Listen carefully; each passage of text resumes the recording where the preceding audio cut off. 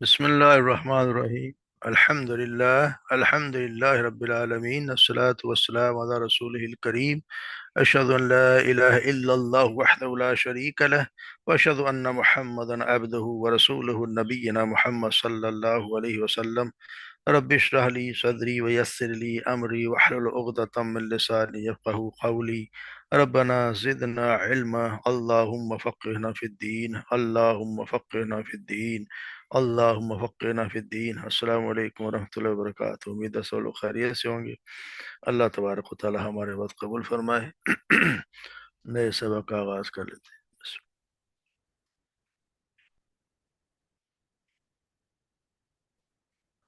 اعوذ باللہ من الشیطان الرجیم، بسم اللہ الرحمن الرحیم۔ قال يا أيها الملأ أيكم يأتيني بأرشها قبل أن يأتوني مسلمين. قال عفريت من الجن أنا آتيك به قبل أن تقوم من مقامك وإني عليه لقوي أمين. قال الذي عنده علم من الكتاب أنا آتيك به قبل أن يرتد إليك طرفك فلما رآه مستقرا عنده قال هذا من فضل ربي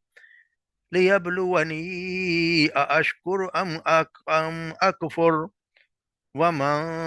شكر فإنما يشكر لنفسه ومن كفر فإن ربي غني كريم. قال نكروا لها عرشها ننظر أتهتدي أم تكون من الذين لا يهتدون. فلما جاءت قيل أهكذا عرشك قالت كأنه هو وأوتينا العلم من قبلها وكنا مسلمين. وصدها ما كانت تعبد من دون الله إنها كانت من قوم كافرين. قيل لها ادخل الصرح فلما رأته حسبته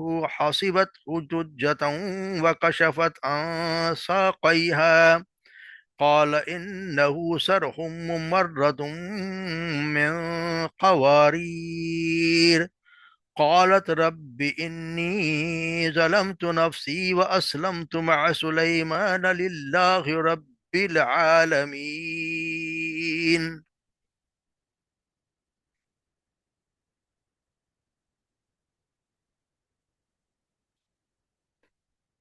قال یا ایھا الملأ، سلیمان علیہ السلام نے کہا یا ایھا الملأ، اے میرے درباریو، ایکم تم میں سے کون، ایکم تم میں سے کون، یاتینی لائے گا میرے پاس، بعرشیا اس کا عرش، قبل پہلے، ان یاتونی اس سے پہلے کہ وہ آئے میرے پاس، مسلمین متی و برمبدار بن کر۔ قال کہا، افریت من الجنی ایک قوی ہیکل شریر جن نے کہا، انا آتی کا من قبل میں لے لیتا ہوں آپ کے لیے اسے پہلے، ان تقوم من مقامی اس سے کہ پہلے کہ آپ اپنی جگہ سے اٹھیں، یعنی آپ محفل برخاست کریں۔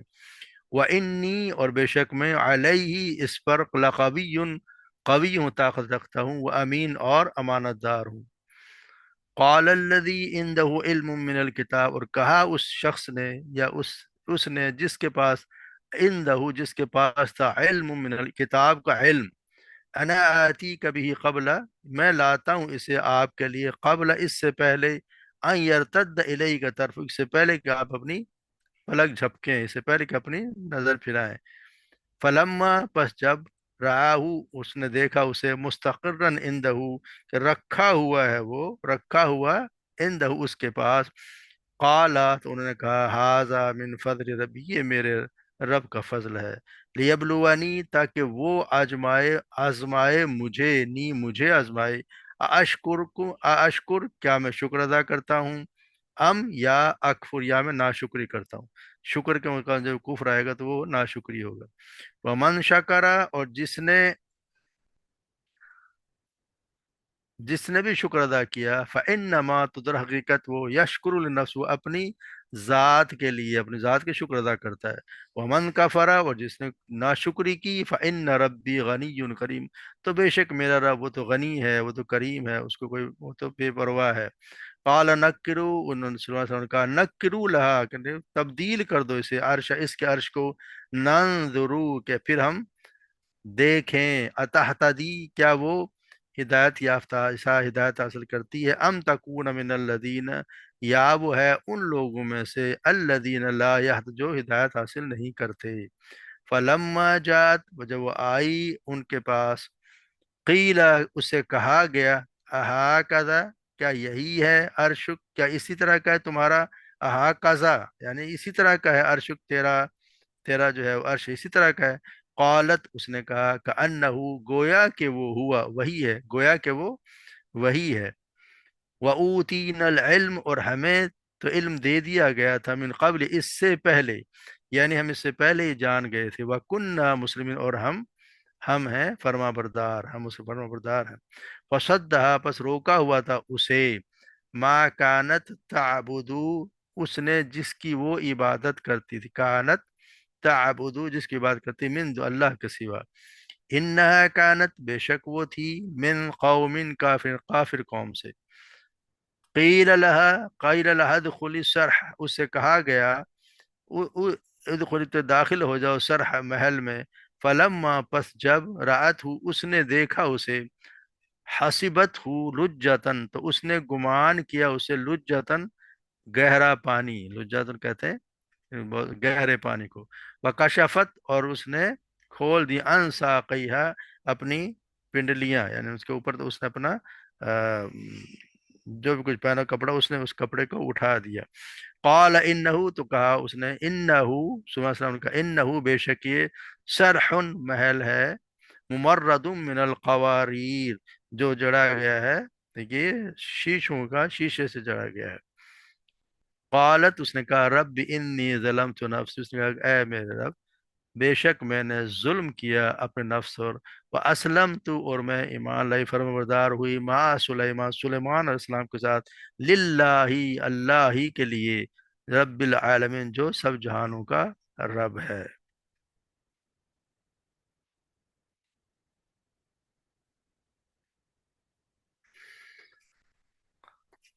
تو یہاں وہ واقعہ بیان کیا جا رہا ہے جو ہم پہلے پڑھا ہے، کہ جب انہوں نے، ملکہ نے سفارتکاروں کو بھیجا، اور وہ ہدیہ لے کر آئے، اب وہاں پہ بتایا جائے، وہ کچھ کا سب اس میں چھوڑ دیا، بتایا جائے کہ سفارت جب وہ ملکہ کے پاس واپس لے کے سفیر پہنچے، اور جو کچھ انہوں نے دیکھا تھا یا سنا تھا وہ عرض کر دیا، تو ملکہ نے خود آپ صلی اللہ علیہ وسلم کے حالات سنے، اور اس کی بنا پر اس نے یہی مناسب سمجھا کہ خود ان سے ملاقات کرے اور بیت المقدس جائے۔ تو یہاں اس کا یہ ہے کہ پھر وہ یہ ہے کہ اس نے یہ سمجھا کہ میں خود وہاں پہ جاتی ہوں، اور اس نے پیغام پہنچا دیا ان کو، پنجاب، اور پھر وہاں سے اپنے لاؤ لشکر کے ساتھ، سرداروں کے ساتھ روانہ ہوئی۔ تو ابھی وہ راستے میں تھی اور پہنچنا ہی چاہتی تھی، یعنی اسے ایک دو دن کے فاصلے میں تھی، تو آپ صلی اللہ علیہ وسلم کے پاس تو جن بھی تھے، وہ اس کی پل پل کی خبر پہنچا رہے تھے۔ پتہ چلا کہ اب ایک دو دن میں پہنچنے والی ہے، تو اس کو اس وقت وہ بتایا جا رہا ہے کہ سلیمان السلام نے اپنے سرداروں کو مخاطب کر کے فرمایا کہ تم میں سے کون ہے جو اس کا تخت میرے پاس اس سے پہلے لے آئے، کہ وہ متی و فرما بردار بن کر میرے پاس آئے۔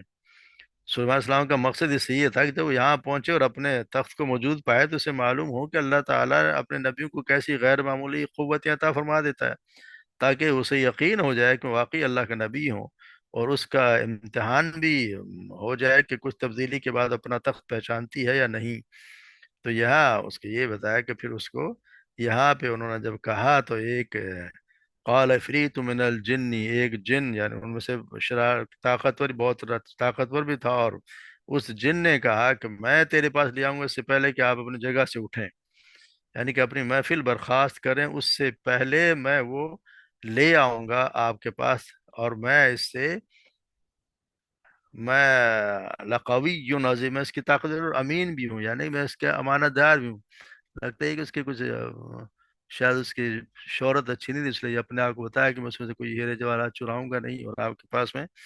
لے آؤں گا، میں اس کی پوری طاقت رکھتا ہوں، یعنی میں اس کی میں کوئی خیانت نہیں کروں گا۔ تو پھر اس سے صلی اللہ علیہ وسلم، جب شیاطین کی بڑی تعداد ویسے موجود ہوتی ہے، ان کا من الشیاطین من یغوذ لہ ویعملون عملا دون ذلک، کئی شیطان جو اس کے لیے ان کے لیے غوطہ لگاتے، تو ان کے علاوہ بھی کام کیا، ان کے پاس تو بہت سارے تھے، مگر آپ نے یہ سمجھا کہ نہیں، اس سے مجھے اس سے بھی جلدی چاہیے۔ تو پھر یہ کہا گیا ان میں سے کہ وہ ایک دوسرے نے کہا کہ قال الذي عنده علم من الكتاب، جس کے پاس کتاب کا علم تھا، اس نے کہا کہ انا آتیک من قبل ان يرتد اليك طرفك، اس سے پہلے کہ آپ اپنی پلک کو جھپکیں،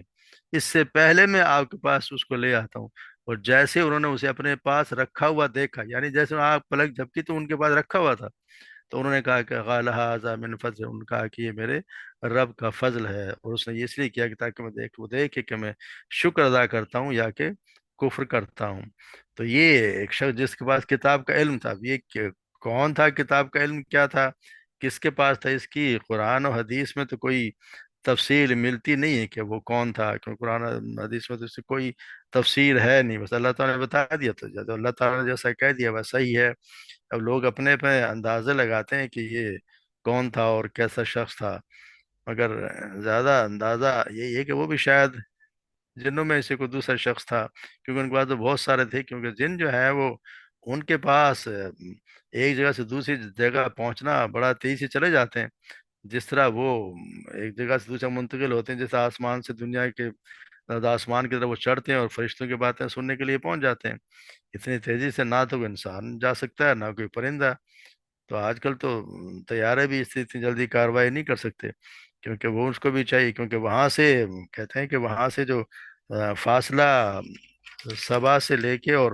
ان کے صبح اسلام تک، تو وہاں پہ تقریباً کوئی پرندے کی اڑان کے لحاظ سے کم 1,500 میل کا فاصلہ ہے، 1,500 میل کا فاصلہ، اور اتنی جلدی وہاں سے تخت لے کے آنا، تو اس کی ایک صاحب نے تو جو کی ہے تعویل، وہ شاید حقیقت کے قریب ہے، کہ مقصد یہ ہے کہ اللہ تعالیٰ نے اس کی حقیقت، اس کی علم کی کوئی کیفیت بیان تو نہیں فرمائی، لیکن جس طرح ہے نا کہ نزول قرآن کے وقت اگر بیان کی جائے تو کسی کے سمجھ میں بھی نہیں آ سکتی تھی، جیسے مثلا آج کے دور سے کوئی 200 سال پہلے اگر کوئی شخص یہ کہتا کہ ہزاروں میل کے فاصلے پر تصویر ایک جگہ سے دوسرے جگہ آگ جھپکنے میں پہنچ سکتی ہے، تو کوئی شخص جو تسلیم نہ کرتا، مگر آج یہ بات حقیقت بن گئی ہے، سب کے سامنے موجود ہے، ہم ایک تصویر کو ابھی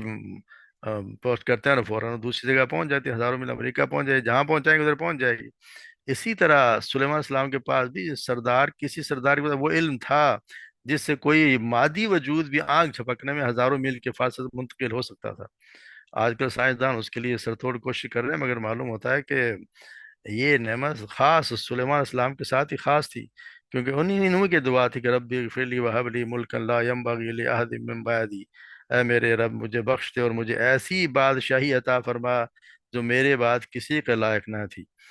تو یہ بات کہ وہ جن تھا یا انسان تھا تو یہ اللہ ہی بہتر جانتا ہے، اگر انسان تھا تو اس ان کو انسان ان کا کوئی درباری ہو سکتا ہے، کوئی مشیر ہو سکتا ہے،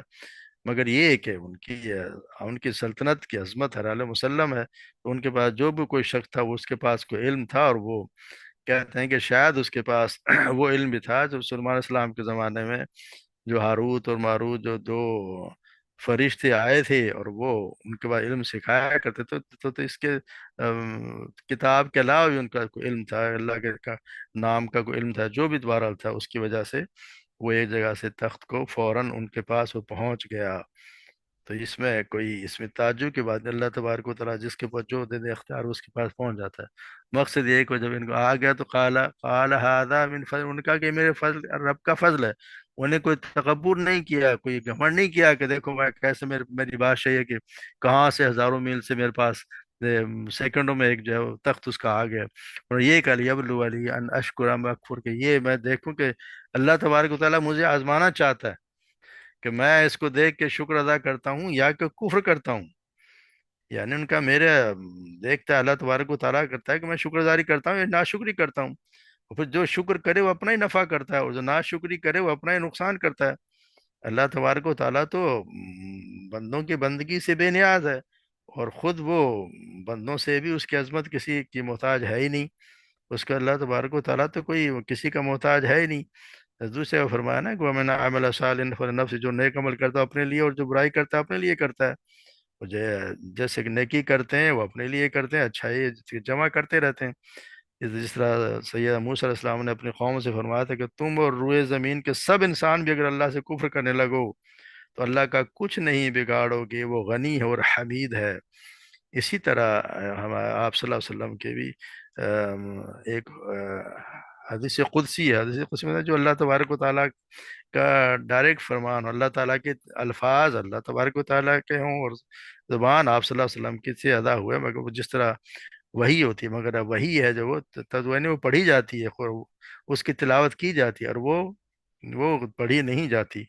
یعنی تلاوت میں نہیں آتی۔ وہ اس الگ سے حدیث قدسی میں آتا ہے کہ اللہ تبارک و تعالیٰ فرماتا ہے کہ اے میرے بندو، تم میں سے سارے کے سارے انسان، یعنی میرے اگر اول سے آخر تک تم سب انسان اور جن اپنے سب سے زیادہ متقی شخص کے دل جیسے ہو جاؤ تو اس سے میری بادشاہی میں کوئی اضافہ نہ ہوگا۔ اور میرے بندو اگر اول سے آخر تک تم سب انس اور جن اپنے سب سے زیادہ بدکار شخص کے دل جیسے ہو جاؤ تو میری بادشاہی میں اس سے کوئی کمی نہ آ جائے گی۔ اے میرے بندو، یہ تمہارے اپنے اعمال ہی ہیں جن کا میں تمہارے حساب میں شمار کرتا ہوں، اور پھر ان کی پوری پوری جزا تمہیں دیتا ہوں۔ بس کوئی بھلائی نصیب ہو اسے چاہیے کہ اللہ کا شکر ادا کرے، اور جسے کچھ نصیب ہو وہ اپنے آپ، اور جسے کچھ اور نصیب ہو تو وہ اپنے آپ ہی کو ملامت کرے۔ یعنی اگر کوئی برائی اس کی کر رہا ہے تو وہ پھر اس کا ذمہ دار وہ خود ہے، یہ نہیں کہ وہ ہے ذمہ دار، وہ خود ہے جس نے برائی کی ہے۔ مگر اگر اس کو بھلائی اللہ عطا ہوتی ہے تو پھر وہ اللہ کو شکر ادا کرنا چاہیے، اللہ تبارک و تعالیٰ کی طرف سے ہے، اس کو جو ملی ہے وہ اس کی طرف سے ہے، ایسا نہیں کہ جو اس کو خود بخود کو مل گئی۔ اللہ تعالیٰ ہی جب اپنا ہدایت دیتا تو پھر وہ اسی کی طرف سے ہوتی۔ پھر اور آپ نے یہ کہا کہ قَالَ نَكِّرُوا عرشہ، کہ اس کے عرش کو میں کوئی تبدیلی کر دو، یعنی کوئی ہیرے جواہرات کچھ کچھ ادھر ادھر کر دو، اس میں کوئی تبدیلی کر دو کہ ہم دیکھیں کہ لتا حتدی ام تکون من الذین لا یہتدون، کہ ہم دیکھیں کہ وہ ہدایت پانے والی ہے یا ایسے ہی ہے، تاکہ اس کے عقل اور دانش اور فہم و فراست کا امتحان کر لیں۔ تو وہی بات جان لیتی ہے کہ تخت اسی کا ہے، اسے سمجھ نہیں آتی، یا اتنا بڑا معاوضہ دے کر اللہ پر ایمان لے آنے کی راہ پر آتی ہے، یا پھر ابھی انہی لوگوں میں سے شامل رہتی جو راہ نہیں پاتے، دونوں میں ہے۔ تو اس کا مطلب یہی ہے کہ پھر جب وہ آئی ہے، فلما جاءت قیل ھذا کارث، اس سے پوچھا گیا کیا تمہارا عرش ایسا ہی ہے،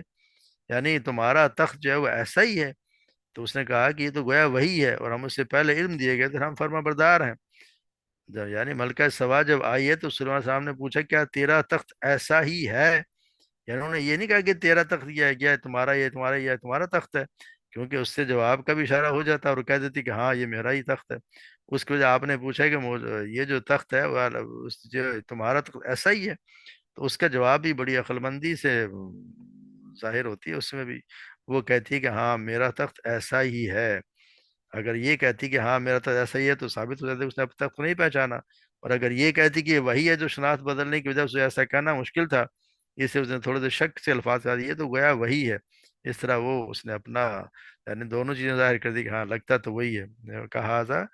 هكذا عرش قالت انه هو واوتينا العلم من قبل وكنا مسلمین، اور ہمیں تو اس سے پہلے ہی آپ کی قوت و شوکت، یہ جو بھی عظمت ہے اس کی عظیم سلطنت کا علم ہو گیا تھا، اور ہم تابع و فرمانبردار ہو چکے ہیں،